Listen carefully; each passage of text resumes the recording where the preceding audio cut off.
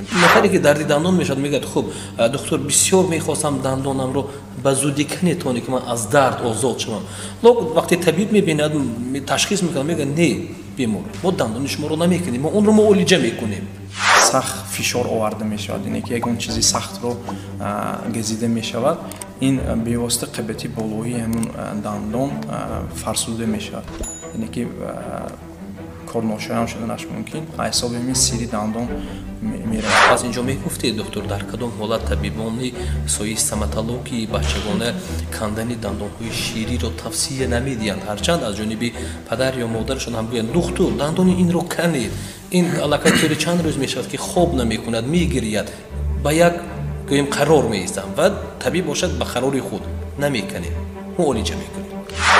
طب امروزه به این در حالت خانه کندن دندان رو توصیه داده نمیشد برای که